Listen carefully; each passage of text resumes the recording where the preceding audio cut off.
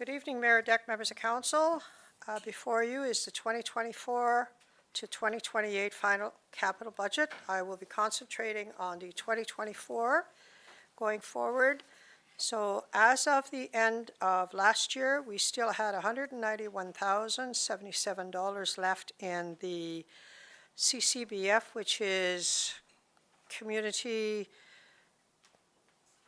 Building Fund, Canada Community Building Fund, which used to be the old federal gas tax, and under the LGFF, which was the old MSI program, we will be receiving $518,824, and estimated under the CCBF, we are anticipating $197,759, and that has not been released yet, so it's just an estimation. So our total funds available would be $907,660.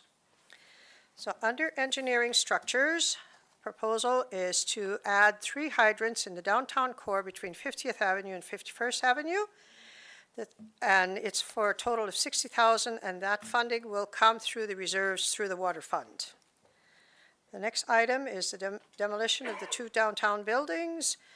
Anticipation $85,000 for both. The funding will come through the local government fiscal framework or the old MSI program, but there is a stipulation. If those lands or those lots are to be sold, the grant funding is not available. It'll have to be paid through the sale of the land. If it is used for municipal purposes, then the grant funding is allowed. Accessibility to the Dewdrop-In and museum. Those are railings on the ramp behind the building and new accessibility door at the back and at the front for ease of access. Estimated $35,000, and the funding will come through the accessibility grant that the town applied for early in the year. We are anticipating we will receive notice of that sometime in late June, July. The next item is the ATCO trailer for Public Works, which allows them to have some more space. And it's a skid shack, costs $40,000. The funding is going to qualify for the local government fiscal framework, and that has previously been approved by council. The next item is the large development for putting the underground infrastructure for the development south, $14,200,000. And that is the installation of water, sewer, and storm sewer management systems for the development of the Southlands. It's a debenture borrowing, but it requires ministerial approval, and it is presently in his office. The cottage project, $4,221,409. Installation of underground infrastructure roads with curb and gutter. The funding of $1,208,111 is prepays, and a debenture, which is adopted through bylaw ALT 2-24 for a total of $3,013,298. Memorial Park finish, Park Phase 2, and the start of, Tone subdivision, upgrades and safeguards to the new sewer system in that area, cost of $951,967. Funding through the debenture that's already been approved, bylaw alt 3-24. We need to get another double niche columbarium for a cost of $25,000. The funding is through the LGFF, and it does qualify. We're just waiting for approval. And that columbarium will be strictly for all double niches. We are running out of those. The single niches, we have quite a few, but the double ones are selling out, and we've actually got people on the waiting list for this one. Memorial Park Phase 2 and the start of Phase 3, the cost is $1,700,000. Funding is through CFEP from the Ag Society, which we've already received, $710,000. $345,000 will come from the CCBF funding, pending approval, and the $645,000 will come from the accessibility grant, pending approval. Community message board is in front of the post office. The cost for that is $30,000, and that will come from the municipal funds. That message board has been repaired umpteen dozen times, and this one will be with a composite product.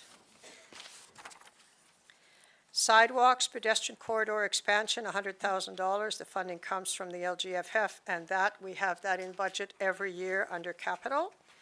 Sidewalk accessibility improvements is the widening of some of our sidewalks as they're too narrow for motorized scooters and wheelchairs. Ramps at the corners for easy access to the sidewalks from the street. Cost $270,000. Funding will come through accessibility grant. Fire truck, $790,382. $160,000 has already been received under the old MSI capital program, and we have a debenture for $630,382, bylaw ALT 6-24. Electric SUVs, the cost is $62,245. The funding from the Municipal Climate Change Action Center of $14,000, which we've already received, and the rest will come from the LGFF of $48,245, and that was previously approved by council. Electric gators cost $44,863. The funding from the MCCAC of $31,404 as well, that has already been received, and the remaining $12,071 will come from the LGFF. The seniors bus, the cost is $200,000, and the reason it's called the seniors bus, it's our transportation bus, and it's used mostly for seniors, and the funding for a new bus would come through the accessibility grant if we get approval. Mobile electronic signs cost $48,690. The funding for that will come from LGFF, and these have already been purchased and are being used by our Public Works Department. Landfill digitization completion. Anticipated cost is $40,000. The funding will come through the LGFF. In 2021, when this project was started, the estimated cost was $60,000 with funding from FCM in the amount of $48,000, and the town would cover the remaining costs of $12,000. Approval was received from FCM in the fall of 2022, but the contribution agreement was not received by the town until the fall of 2023. The anticipation was that the town at that time in 2021 had 1,200 land files with an average of 10 to 20 pages per file for scanning. The actual number is now 1,653 files with anywhere from 20 to 200 pages to scan, making this project much more extensive than originally thought. After investigating, it was discovered that this would be covered under LGFF as capacity building, so the town can now complete the project using grant funding. Battery-operated extraction tools cost $25,000, and the funding comes under the LGFF, and we did apply for $25,000 last year as well. AFRAC radios cost $12,071. That will complete our new radio system for our fire department, funding from LGFF. John Deere mowers, through the buyback program, the cost is $46,000, and the funding will come from the LGFF.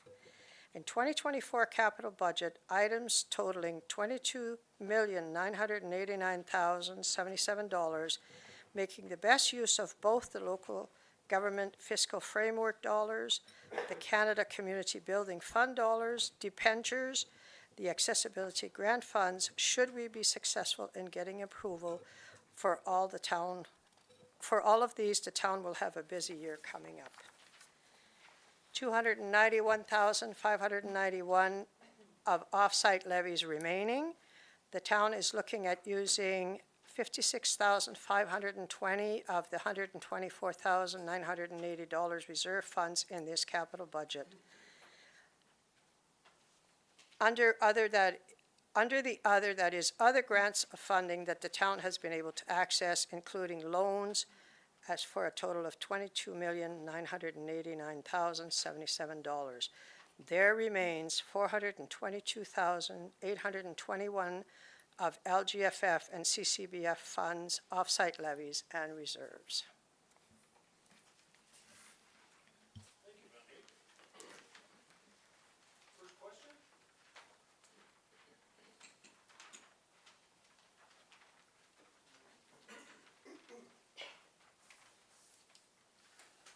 With the, for example, the cottage project, the cost is 4.2. where does the money come, like, where does it get recovered from? The first part is coming from pre-sales, and the rest is from a debenture. But pre-sales, when you've got the pre-sales, that's not a guaranteed sale, right? Contracts aren't in hand? Or is that, that's a refundable deposit, right? Well, some people are already starting to get their, getting ready for their pre-sales, so once the money comes in, that way then the town doesn't incur the interest rate. So is there gonna be any development starting on it beforehand, before contracts are actually in hand, signed? Well, we've got the pre-sales, we've got the deposit checks, there's, But those are people that are refundable checks, waiting right? to get, some people are actually, have already gone and picked their houses. But those are refundable as of right now? If those people decide to back out, can they? If those that only have the 5,000, yes, but some people have already picked their houses, they're not back. So those contracts they're in hand? Yes, signed, some of them sealed, are, yes, they're working on them, yes. So out of the total lots, what's the percentage? I believe, I wouldn't have to ask my development officer that question, I am not sure, sir. Would you say we're under 20%? I don't know, sir, I can't venture to take a guess. So my question is why would they would spend so much money if we don't have a set number? The motion of council is if we had 25% pre-sales, we were to start. Yeah. That's what administration followed the direction that council set before them. So we do have 25% then Yes. of actual Of contracts deposits, yes. that are refundable though. Yes, they are. But that was So the you don't motion of actually have council. 25% then. That was the motion of council. It's a lot of money on hopes and dreams. I'll have another question in a minute. Bill? Excuse me for having joined the ranks of the great unwashed, but all the initials and everything. Sorry, Mr. Nemo. Nobody could hear your questions online. Yeah, you do have to come up to the mic, unfortunately.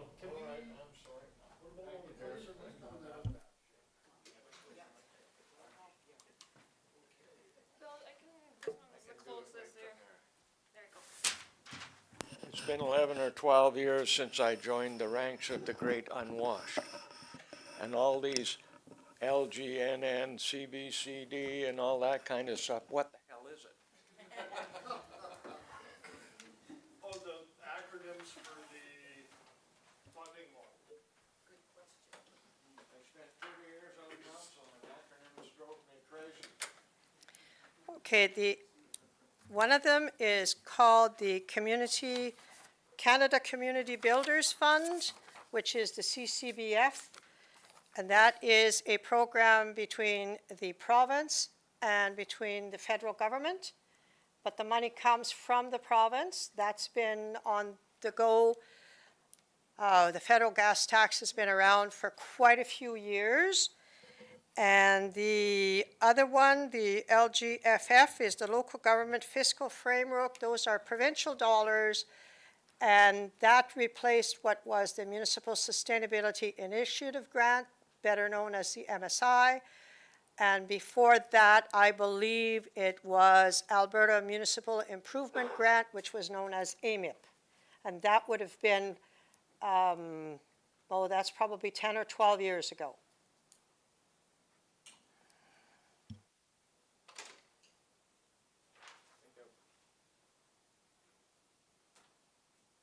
Daryl?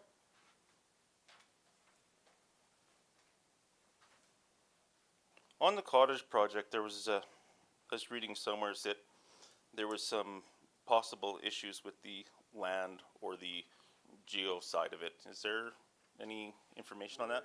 Strictly right now on a budget issue, do you have anything to add? On the stability of the slope, is that what you're referring to, Not sir? just building the slope, on the actual, like, did you guys do any geo testing on that? Yes, all of those tests were done.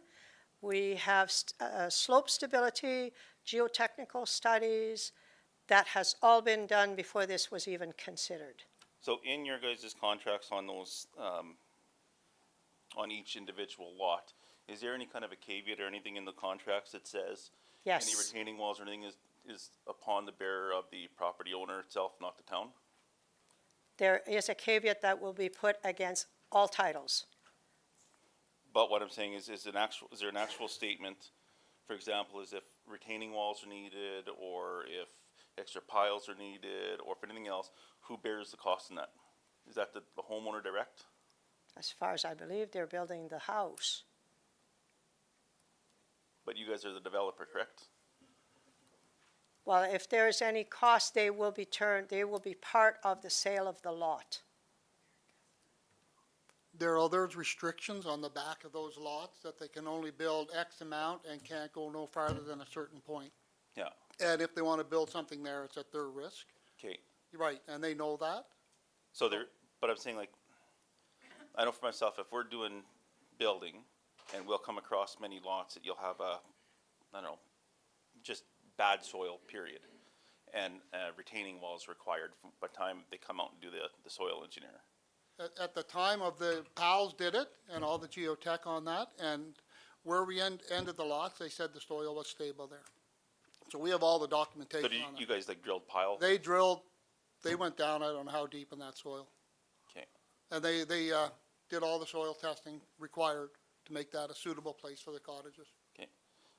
Second question, kind of puts you on the spot completely. It's off subject from the cottage project. On that fire truck, I don't doubt that it's worth the $790,000. But where that emergency access lane is right now beside me, would that fire truck be able to get through there? When we upgrade the lane, which is when they come in to do the trees along that edge, we are widening that, and it will be stable enough to go through there. But as of right now, As of right now, no, our other truck will fit through there. even though that post is cemented in? Yeah. The poles are breakaway. When they put them in, they made them break away for me. Okay. So they're like cut down below, or? Yeah, we just tap them, and they're going over. Yeah, because when I had that meeting with Mr. O'Malley, he said that the fire truck will just ram through it and bust it, so I just didn't know. Oh, if yeah, that it's was- just a tap, it's a breakaway. So that would work for a fire truck, ambulance, any kind of emergency vehicle? Well, we would do it for the ambulance. Okay. Alberta Health Services, we don't want to get a bill from them.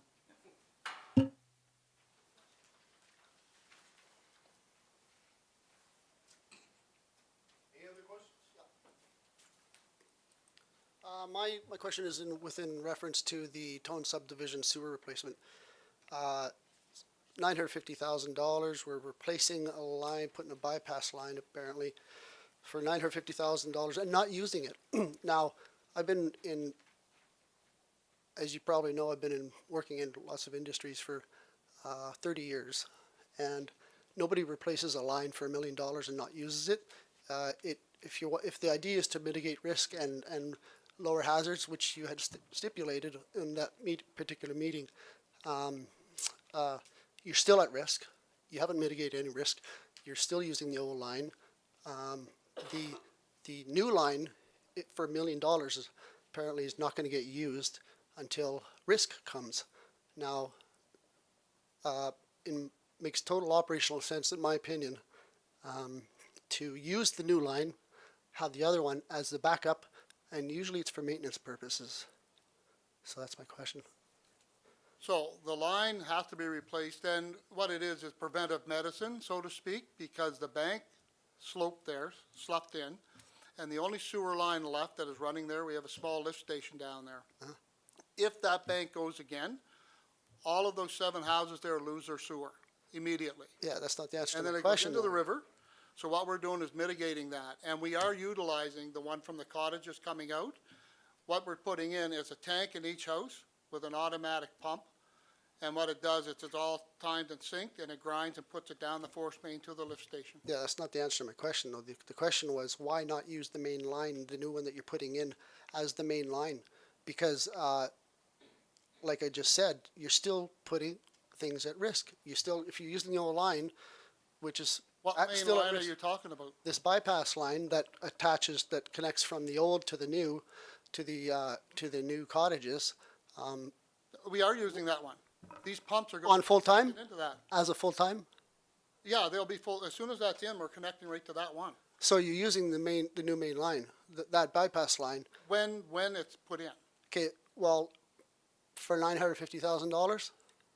Each house has to have these things done. Okay, so the So there's main 7 line, homes. so I the would have old, to get the exact so rate. operationally, the old line is the one that you're saying is going to be, on standby.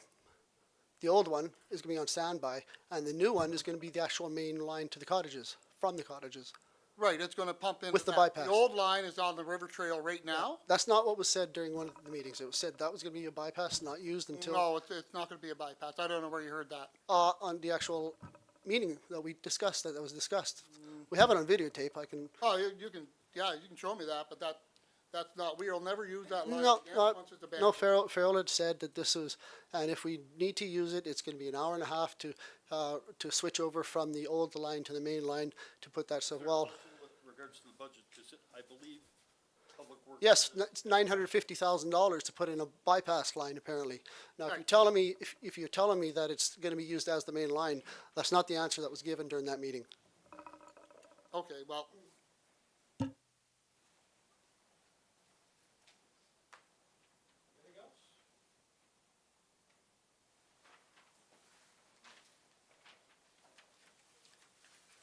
So we're clear.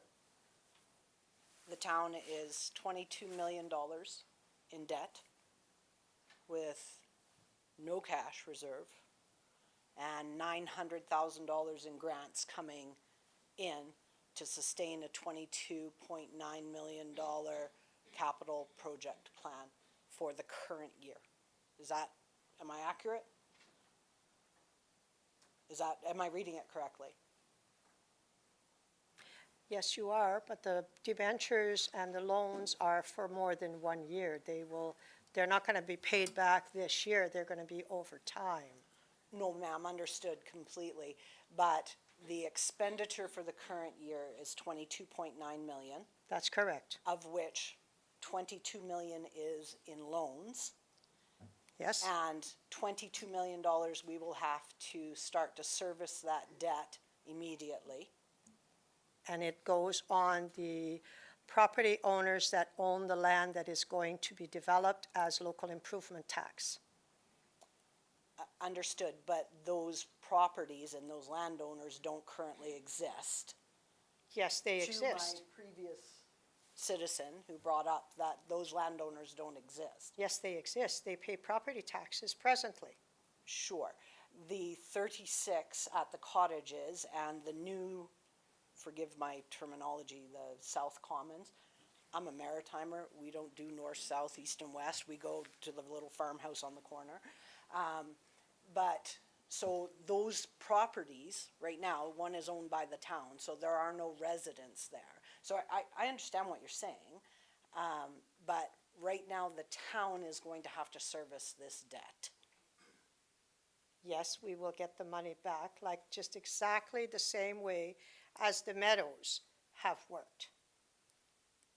The Meadows, the town is servicing the debt, and as the homes sell, the town gets the money back on the sale of the land, of the lots. Okay, and just recognizing, you're a smart lady. I know you understand this, but recognizing for anybody else who's listening that this isn't happening overnight. Those houses aren't selling overnight. The Meadows didn't sell overnight. It was decades in the making.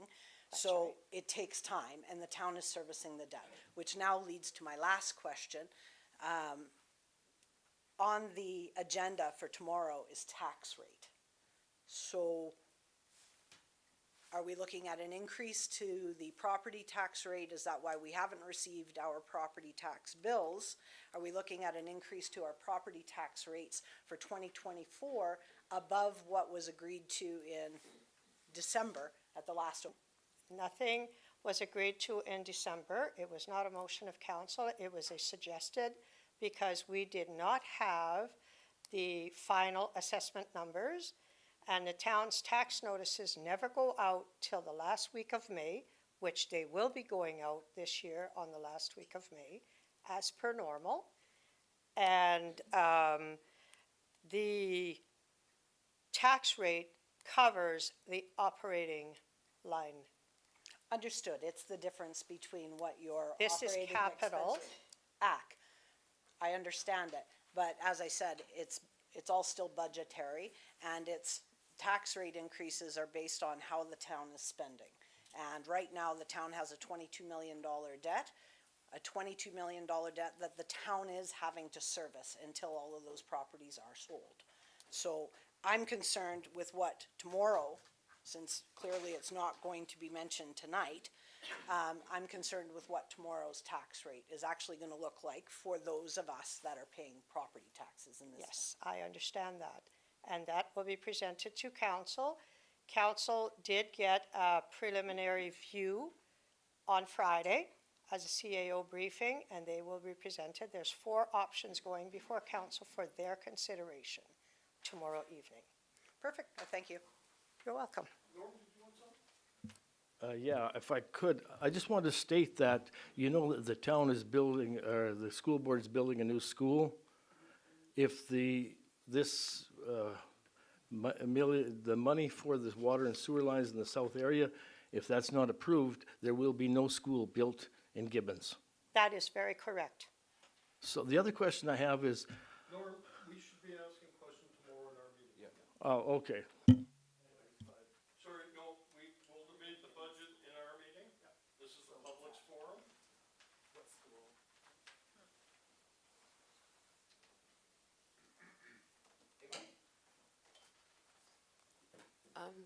Is this on? Okay.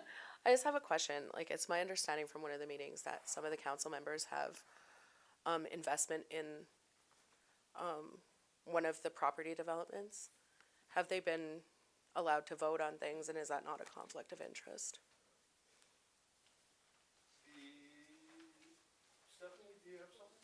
No, that, we are awaiting a report from the audit, from the legal opinion, sir. We have not, as far as I know, I am not aware that there has been a response from our legal opinion yet. With regards to pecuniary interest on the. That's correct. And it's strictly the cottage project, and it's strictly one person who's looking at buying their own property, which anyone can do at fair market value in town. No one else on council, I believe I asked the question, is owning or buying anything other than their current properties. So we will wait for the legal opinion with regards to it. But it's like any new development in town. If you want to buy one, you can, right? Voting on it, we're waiting for the lawyers to say what. After. Thank you. Yep.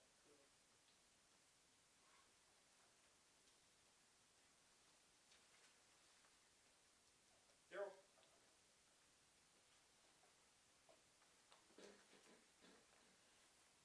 Forgive me if I'm wrong, but with the self-common development and going further, with the money that the town's spending on the underground and the servicing and everything else, I know they say they're gonna get it back through the developer and when the tenants are in.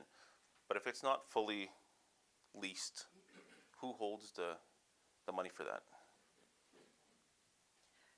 The money for the, so are you referring to the Heartland Station where the Tim Hortons is? And That and further where they're developing out further into common. okay, what they're developing into Commons is owned by Landrex, and from what I understand, they have some potential interest, and that it'll be a local improvement tax.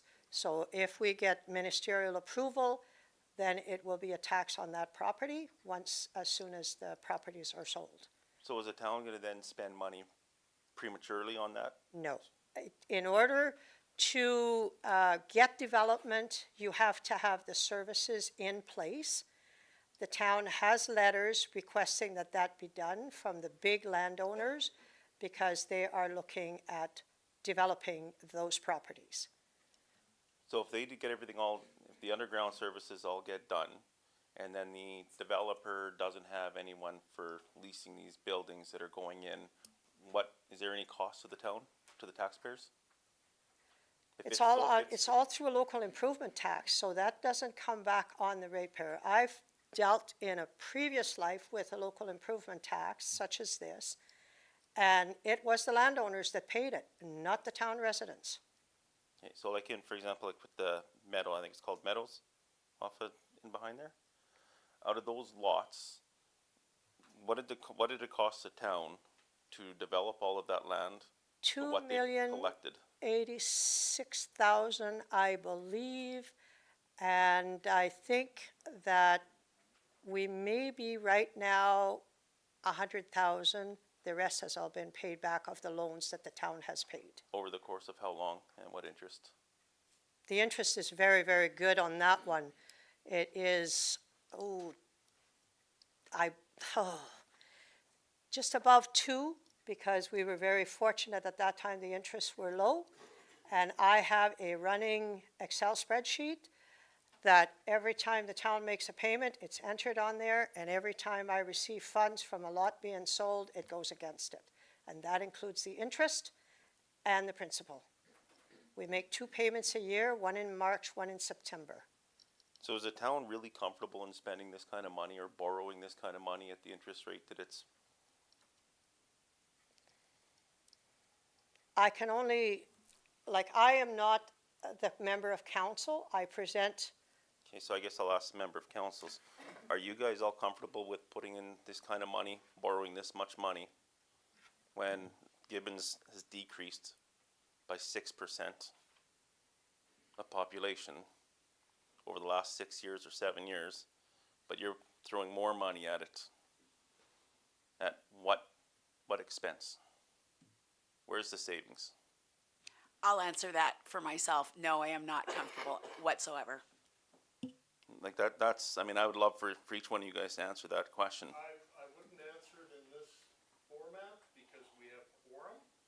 That would turn into a decision of council at a non-certified meeting.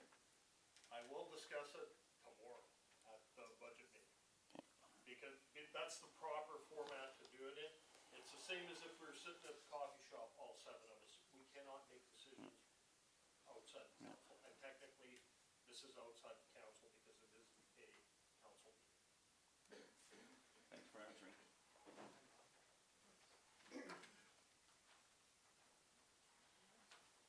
So Eric, I've got the information for you that you're looking for. And I'll, How many people here want a new school in Gibbons? No, that's not the. okay, so Eric, I'm gonna quote. Dan, you asked, is this an upgrade or a totally separate line? Mary Deck, I apologize. Farrell's, CEO Merrill, council's separate line is, I'm gonna back this up a bit. This is a separate line because the back line that's there, the backup line that's there now has a lot of support has been washed away. So if that, here, I'll just let you hear his. It's not a budgetary question that's being presented right now. If the citizen wants to meet and discuss with council, with Eric later, but it's not a budgetary question. A lot of the support for it in the bank has been washed away. It's a $950,000 line, and it's in the budget. It is a budget. Real wet season, they could wash that line out and take it away. So this system is actually a backup system of then pumping to a different collection system to tie in. So this way, it kind of provides that backup. And so with it is, let's say for instance, in a discussion with our engineer, should that line be taken out, is that this system could be up and running within an hour and a half. So that implies it's not a main line. And is it a permanent system once it's in place? Like, can they rely on that? Yes, it can. Yes, it can. So there you go. So Okay, well, that's what it's not a main line, it's a backup system according to Farrell. Now you're saying it's a Okay. main line.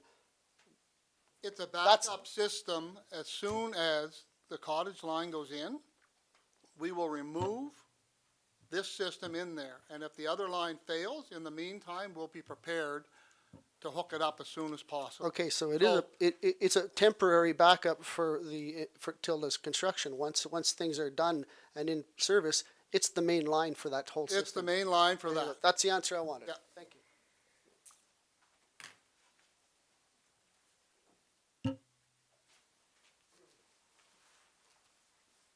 And in that vein, right now, in previous documentation, that $1 million for that particular sewer line for Tone subdivision has been indicated that that will be borne by all taxpayers because that's part of the sewer system of the town. It is not dependent on Heartland Cottages, because if it was dependent on Heartland Cottages, then the Heartland Cottage bill would be $5 million instead of the $4 million that we're speaking about. So, and the cost of Heartland Cottages is to be borne by the owners of, the landowners of Heartland Cottages through, and I forget the terminology, I apologize that you use a land. Local improvement tax. Super, local improvement tax. So, but the indication that the $1 million for the 7 homes of Tone subdivision is to be borne by all of the town. Yes. And that's to be borne by all of the town because of the strain on the current sewer system for the 26 houses at Heartland Cottages? No. 36, sorry. No, it's not. What it is a failure of the bank, and it's a safety. Our job as the town is to have a system that removes sewer from the houses, takes it to the commission, and ships it away. We have a chance of these ones failing. We're mitigating the circumstances, and yes, it's gonna cost money. We abandoned that whole entire sewer line quite a few years ago and put in a main line. I think it was around 2006 to 2008 in that time frame, and we put in the new system. At that time, they didn't do the Tone subdivision because they put a lift station down to pump it up to the main and take it away. So now, when the bank fell in the river down there, we have to be prepared to help those residents get rid of their sewer, because if the bank goes and their sewer goes into the river, then we have the feds and the province on our back because we allowed raw sewer to go into the river. So we have to mitigate that situation as soon as possible. Okay, and can we start to spell Tone with one N instead of 2? Just, I didn't spell it. I'm from Nova Scotia. me too, boy, me too. Not a question, just perhaps just for clarity's sake, can we have an explanation of what a local improvement tax is for the residents? That's sort of terminology that you would need to know. A local improvement tax is a tax that is applied to the tax rolls that are going to use the services that are being provided. It affects only the properties that will have the benefit of that development. So for clarity, land improvement tax has been applied to the Heartland Cottages. And that, if my memory is okay, that land improvement tax has been quoted somewhere in the vicinity of about $25,000 per property. That was in your budget from last year, or whenever we were last convened, December-ish. So is it understood by the people that are buying those properties that they will pay their regular property tax, plus they will pay an additional $25,000 in property tax, because they're also paying for the land improvement tax? The ones that are going to be buying those lots are going to be paying that at the time of purchase. So It is the- added sorry. to the purchase price.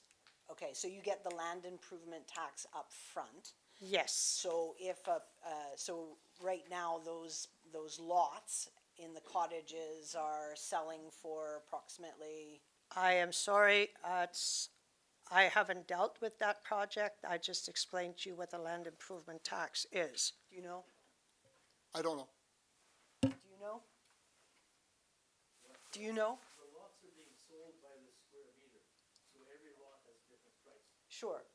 and I don't know what the price per square meter is. What's an average lot? What do you think? The speculation on that. Okay, would so be- 150, And so is that like 150 would have included that? Because that square, like that metered price includes the land improvement tax, just for my own lack of knowledge. That's how it's working with the meadows. Okay. There was when the local improvement tax bylaw was calculated, that's how it happened at the meadows. It was per square meter, and that, there was a chart that was developed, and as the lots are selling, what was indicated on that chart, which included the interest for the 15 or however many years that that loan was taken out, that's included and that's paid when the sale of the lot happens. Okay. And the town gets that money. Okay, perfect, thank you, appreciate your answer.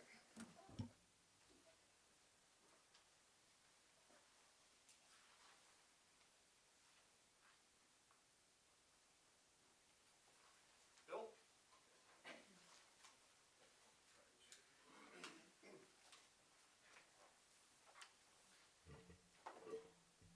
Thank you, thank you.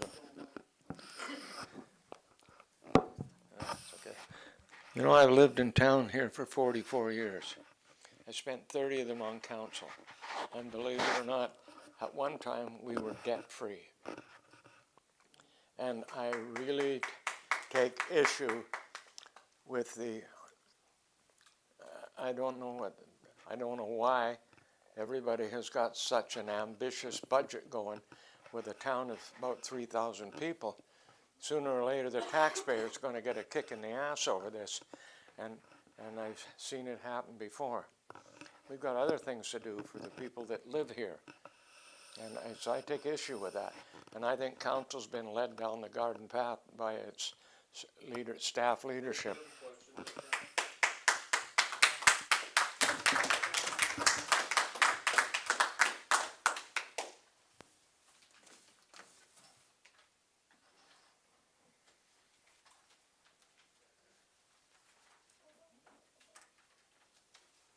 That was an outstanding. Anybody else? Thank you very much, administration.